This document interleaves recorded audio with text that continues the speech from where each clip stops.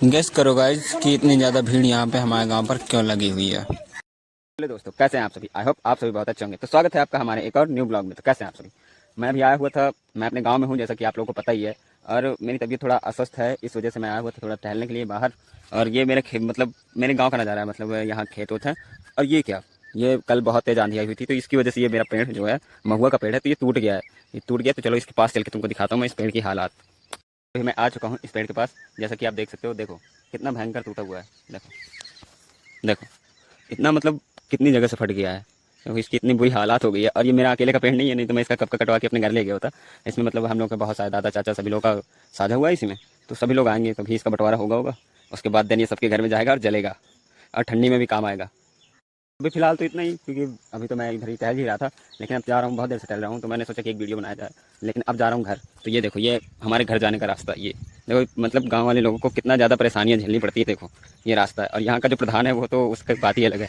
देखो अब यहाँ से कैसे जाना पार करके वो तो मुझे ही पता है, लेकिन यहाँ से नहीं मैं जाऊँगा। ये एक रास्ता है, यहाँ से एक छोटा सा खेत से कट करके बनाया गया है, यहाँ से जा रहा हूँ।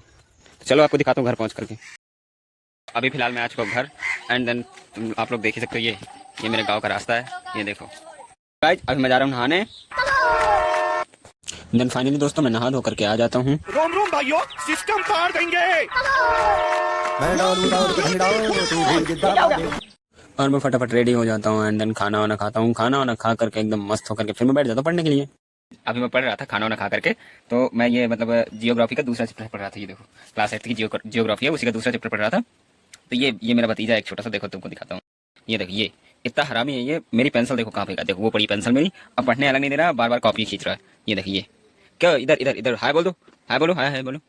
ये हाय बोलो, ऐसे ऐसे बोलो, बोलो ऐसे। Cutie pi.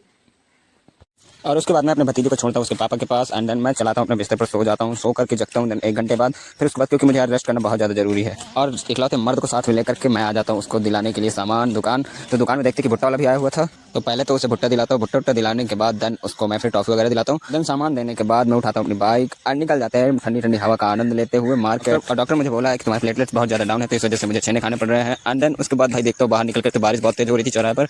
एंड देन उसके बाद भाई दवा खाते खाते मुंह में अजीब सा भरा हुआ था, तो मैं आ जाता हूँ बतासे वाले के पास। तो बतासे वगैरह खाते हैं एंड मैं उठाता हूँ अपनी बाइक एंड सीधे चले आते हैं हम अपने घर। तो मिलते हैं आपसे नेक्स्ट ब्लॉग में, तब तक के लिए बाय बाय।